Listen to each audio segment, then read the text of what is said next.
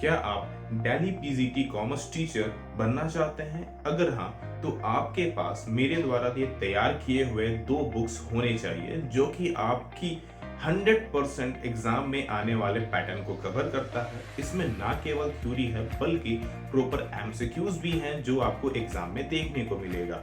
और ना केवल मैं आपको ये बुक प्रोवाइड करवाऊंगा बल्कि मैं आप लोगों को प्रॉपर तरीके से ये रीड भी करवाऊंगा जिससे आपका एग्जाम ना केवल क्लियर हो बल्कि आपका जॉब आपके पास हो।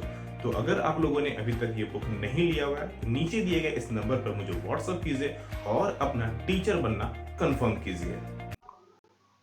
हेलो फ्रेंड्स, मैं विकास आनंद आपके अपने स्टडी चैनल लक्ष्य अकेडमी में एक बार फिर से आप सभी का स्वागत करता हूं। कॉमर्स की जो स्पेशल सीरीज चल रही है 1000 most important MCQs for 90% plus score, जिसकी मैं बात करूं तो ये आज उसका क्लास 43 है। यानी कि इससे पहले हम लोगों ने ओवरऑल 430 क्वेश्चन डिस्कस किए हुए हैं आप लोगों के साथ में, काफी इंपॉर्टेंट।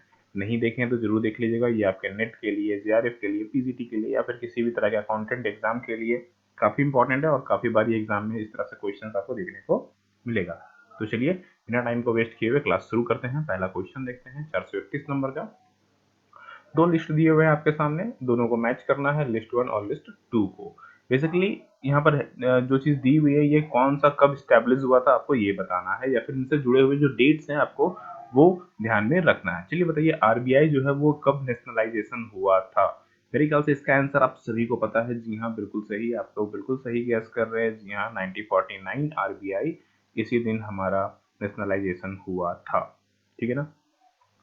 जब आपको ये पता चल गया तो मेरे ख्याल से इंपीरियल बैंक भी आपको पता ही होगा। इंपीरियल बैंक चूज कीजिए। जी हाँ, आप मेरे ख्याल से आप अगेन आप सही हो। जी हाँ, 1955 इसको ये चीज हुआ था। देखो दो और तीन देखो ऑप्शन नंबर ए में है, बाकी भी नहीं पता है तो आपको पता चल जाएगा। खैर, नेशनलाइजेशन ऑफ 14 कॉमर्शियल बैंक और 14 बैंकों जो थे जिनको आपका कॉमर्शियल बैंक को नेशनलाइज किया गया था, किस डेट में ये हुआ था? तो जी हाँ, अगेन आप बिल्कुल सही हैं, 1969 को। और आईडीबीआई मेरे ख्याल से आप सभी को पता ही होगा, 1964 में ये हुआ था। तो option number A proper match करता है इसका राइट आंसर के हिसाब से। ठीक है, तो जिनका भी ये चीज मैच कर रही है प्रॉपर है आप सभी। अगले क्वेश्चन की ओर आगे बढ़ते हैं।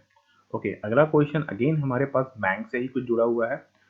हमें बताना है कि as per the RBI act 1934 के अकॉर्डिंग बात हो रही है। आरबीआई एक्ट जो 1934 था उसके अकॉर्डिंग में हमें बताना है कि following function are describe as the function of central bank. इनमें से जो यहाँ पे चार ऑप्शन दिए हुए हैं इनमें से कौन सा फंक्शन ऐसा है जो एक सेंट्रल बैंक को करना चाहिए? बैंकिंग फंक्शन, जी हाँ ये इसका काम ही है।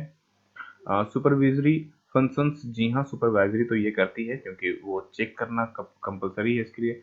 एडवाइजरी फंक्शन, जी नहीं ये एडवाइजरी नहीं देती, एडवाइजरी फंक्शन नहीं है भैया, ये रूल रेगुलेशंस एक्ट वगैरह बनाती है, एडवाइस वगैरह नहीं देती है। ठीक है।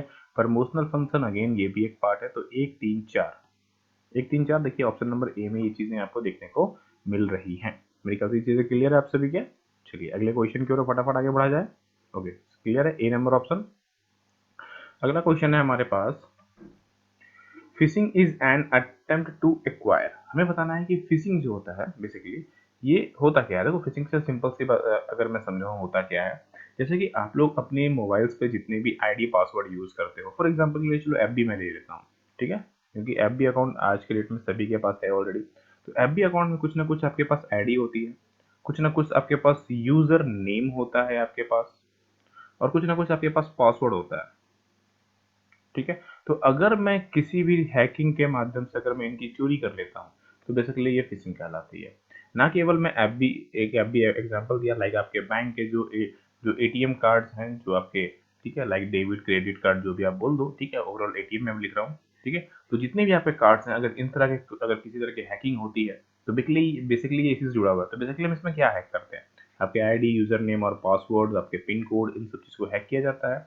Option number B, sensitive information such as user name, password etcetera, जो भी चीजें होंगी, एंड ऑफ थिंकिंग कैपेसिटी, जो भी चीजें हो सकती है उन सभी चीजों को अगर अगर आप किसी तरह से हैकिंग इस्तेमाल करते हो या फिर आप चोरी करते हो या फिर कोई आपको कुछ इस तरह से फ्रॉड करता है तो आप बोल सकते हो वो एक तरह से आपके साथ में फिशिंग का काम हो रहा है।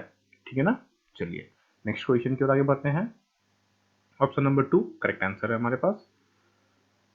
What is call money? देखो ये बड़ा ही एक अजीब टॉपिक है। कॉल मनी क्या है? राइट आंसर यहाँ पर मे भी हो सकता है, फ्यूज हो सकते हैं सभी के हिसाब से क्यों अंतर होगी, पहले ऑप्शन देख लेते हैं। ठीक है, आप मनी बोरो कर रहे हैं एक दिन के लिए, एक दिन से लेकर के 3 दिन के लिए, एक दिन से लेकर के 7 दिन के लिए, एक दिन से लेकर के 14 दिन के लिए। ठीक है ना?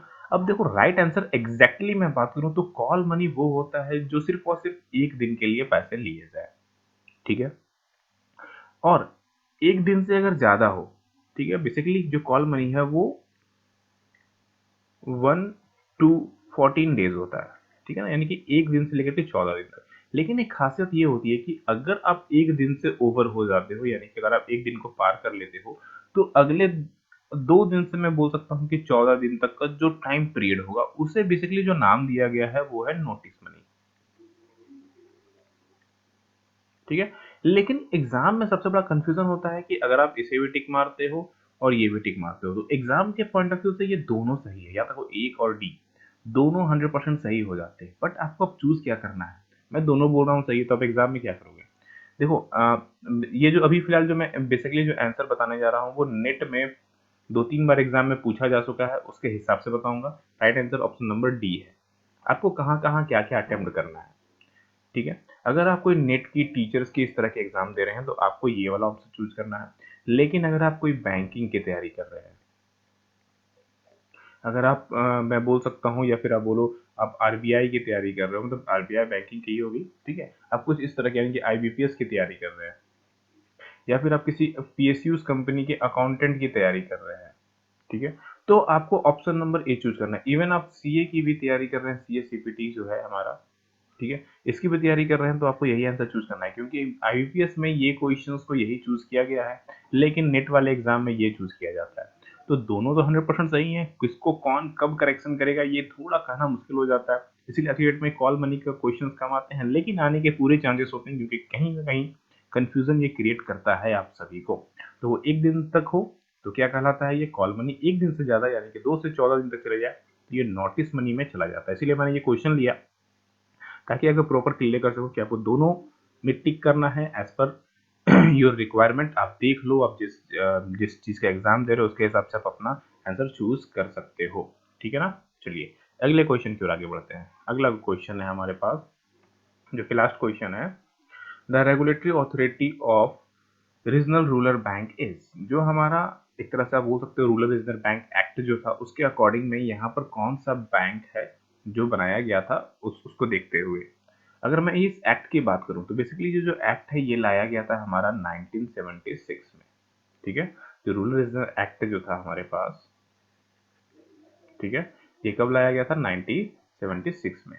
और उसको आने के बाद जो स्टेब्लिश हुई थी वो नाबार्ड थी। कौन थी? नाबार्ड थी। अच्छा, दूसरी चीज अगर मैं पूछूं नाबार्ड कब स्टेब्लिश किया गया था, तो आपका राइट आंसर क्या होना चाहिए? 1982। 1982 में हमारा नाबार्ड स्टेब्लिश किया गया था। दूसरी चीज, जो नाबार्ड का हेड ऑफिस है वो मुंबई में है, और इसके जो फिलहाल अभी करंट जो चेयरमैन है वो है हर्ष कुमार। ठीक है, तो आपको उनका नाम भी याद रखना है, क्योंकि एग्जाम में आपसे ये पूछा जा सकता है। तो नाम भी आपको इन चीजों का ध्यान रखना है। ठीक है ना?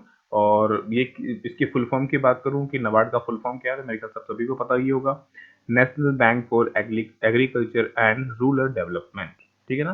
तो ये नाबार्ड का फुल फॉर्म है। तो ये सब बेसिक चीजें हैं जो आपको ध्यान में हमेशा रखनी चाहिए। तो उम्मीद करते हैं ये पांचों क्वेश्चन आपको क्लियर हुए होंगे। 5 में से कितने आपने स्कोर किए कमेंट करके जरूर बताइएगा। अगेन आप लोगों से मिलता हूँ, तब तक के लिए आप लोग पढ़ते रहना। आप सभी लोगों को राधे राधे।